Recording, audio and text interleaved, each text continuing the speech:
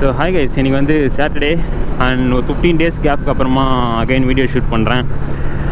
And internal exam அது இதுன்னு சொல்லிட்டு டைமும் இல்லை, கண்டென்ட்டும் வந்து எதுவும் இல்லை. சரின்னு சொல்லிட்டு கமெண்ட் செக்ஷன்ஸ்லாம் வந்து வண்டி வாங்கினதுக்கப்புறமா சும்மா படித்து பார்த்தேன். அப்போ வந்து நிறைய பேர் வந்து நிறைய கொஸ்டின்ஸ் கேட்டிருந்தீங்க வண்டி பற்றி. ஸோ இந்த வீடியோ வந்து அந்த கொஸ்டின்ஸ்லாம் வந்து ஆன்சர் பண்ணுறதா தான் இருக்க போகுது.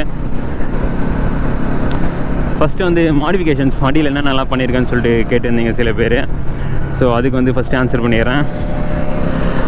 நான் வந்து ஃபஸ்ட்டு வண்டி வாங்கின பூஸ்ட்டில் என்னென்னலாம் மாற்றினேன்னா, ஹார்ன் மாற்றிட்டேன் எடுத்தோன்னே. அதுக்கப்புறமா அந்த பார்க்கிங் லைட் ஃபிக்ஸ் பண்ணிட்டேன்.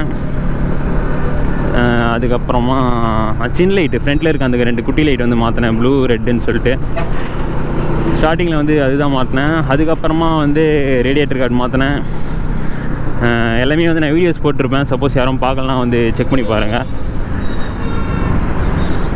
ஒரு நிமிஷம், நம்ம வந்து அவுட்ரிங் ரோடு ஏறிடுவோம்.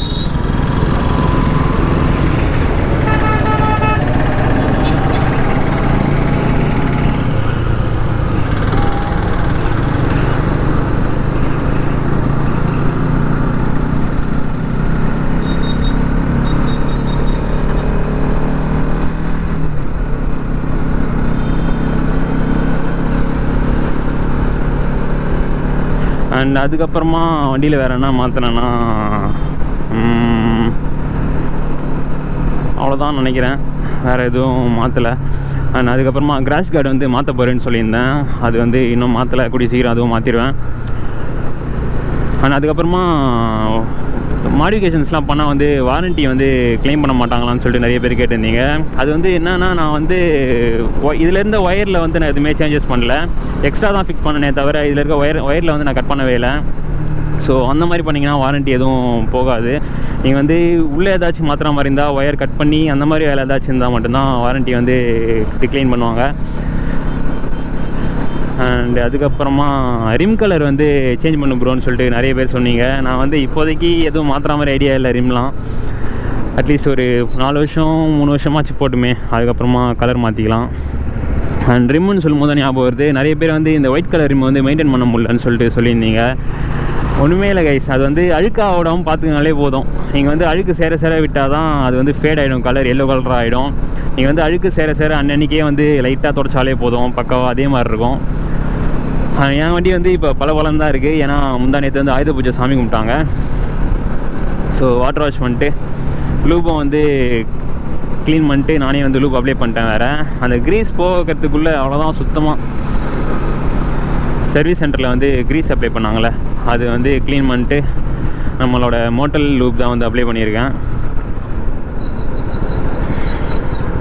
அண்ட் அதுக்கப்புறம் வேறு என்ன, அண்ட் அதுக்கப்புறமா வந்து வண்டியோட மைலேஜ் வந்து நிறைய பேர் கேட்டிருந்தீங்க. மைலேஜ் வந்து 40 தந்துச்சு எனக்கு. ஸ்பீடு வந்து ஒரு 75 to 80 மெயின்டைன் பண்ணி. நான் வந்து அந்த வீடியோ ஆல்ரெடி போட்டிருப்பேன், அது வந்து நான் மேலே ஐ பட்டனில் கொடுக்குறேன், யாரோ பார்க்கலாம் வந்து செக் பண்ணி பாருங்கள். அண்ட் அதுக்கப்புறமா டாப் ஸ்பீட் கேட்டிருந்தீங்க நிறைய பேர். நான் வந்து ஒரு வாட்டி தடா போகும்போது வந்து பில்லியனோட 148 ரீச் பண்ணேன். அதுதான் வந்து டாப் ஸ்பீட் நான் நினச்சேன். அதோட மேலே போல சுத்தமாக லாக்குன்னு சொல்லிட்டு நினச்சேன். அண்ட் இன்னொரு வாட்டி வந்து நான் வேலூர் போயிருந்தேன் தனியாக சோலோவா. ஸோ அப்போ வந்து நான் டாப் ஸ்பீட் செக் பண்ணி பார்த்தேன் எவ்வளோ தான் போகுதுன்னு சொல்லிட்டு பார்க்கலான்னு. அப்போ வந்து 153 போச்சு. பட் ஆனால் அந்த டைம் நான் கோப்ரோ எடுத்துகிட்டு போகல. ஸோ கொஞ்சம் பர்சனல் ஒர்க்காக போகவே கோப்ரோலாம் எடுத்துகிட்டு போகல. அண்ட் அந்த வீடியோ வந்து நான் போடுறேன், டாப் ஸ்பீட் வீடியோ கூடிய சீக்கிரம். அண்ட் அதுக்கப்புறமா வந்து வண்டியோட கலர் பற்றி கேட்டிருந்தீங்க. இந்த கிரே கலர் வந்து பெயிண்ட்டா இல்லை அந்த ஸ்டிக்கராக ரேப் பண்ணியிருக்காங்களான்னு சொல்லிட்டு. இதில் வந்து 2 கலர் வந்து பெயிண்ட்டு, கிரே கலரும் ஒயிட் கலரும் வந்து பெயிண்ட்டு தான். ப்ளூவும் ரெட்டும் மட்டும்தான் ஸ்டிக்கர் ரேப் பண்ணியிருப்பாங்க. அண்ட் அதுக்கப்புறமா NS200 வந்து இன்ஜின் ப்ராப்ளம் வரும், செயின் ஸ்ப்ராக்கெட்டில் ப்ராப்ளம் வரும்னு சொல்லிட்டு நிறைய பேர் சொல்கிறாங்கன்னு சொல்லி கேட்டிருந்தீங்க. எந்த வண்டியுமே அப்படி கிடையாது. ஆக்சுவலாக நீங்கள் வந்து வண்டியை வந்து எப்படி மெயின்டைன் பண்ணுறீங்களோ அதை பொறுத்து தான் வண்டியில் இருக்க எல்லா பார்ட்ஸோட லைஃபுமே. நீங்கள் ஸ்டார்டிங்லேருந்தே வந்து அடிச்சு ஓட்டாமல் பொறுமையாக பக்காவாக ஸ்பீடுக்கு ஏற்ற கீர் போட்டு பக்காவாக ஓட்டினீங்கன்னா வந்து இன்ஜின் லைஃப் பக்காவாக இருக்கும், செயின் ஸ்ப்ராக்கெட் லைஃபும் பக்காவாக இருக்கும். அண்ட் மேக்ஸிமம் ஒரு செயின் ஸ்ப்ராக்கெட் வந்து 20 கிலோமீட்டர்ஸ் தான், 20ன்ற பாருங்க, 20,000 கிலோமீட்டர்ஸ் தான் மேக்ஸிமமே. ஸோ அதுக்கு மேலே வரது கஷ்டம்தான். அண்ட் அதுக்கப்புறமா வந்து செயின் லூப் எத்தனை கிலோமீட்டருக்கு ஒன்ஸ் வந்து யூஸ் பண்ணணும்னு சொல்லிட்டு நிறைய பேர் கேட்டிருந்தீங்க. நார்மல் டைமாக இருந்தால் 350 கிலோமீட்டர்ஸ் 300 கிலோமீட்டர்ஸ் ஒன்ஸ் வந்து செயின் லூப் பண்ணலாம். பட் ஒரு வேளை மழை டைமாக இருந்தால் 200 கிலோமீட்டர்ஸ் ஒன் டைம் பண்ணால் போதும்.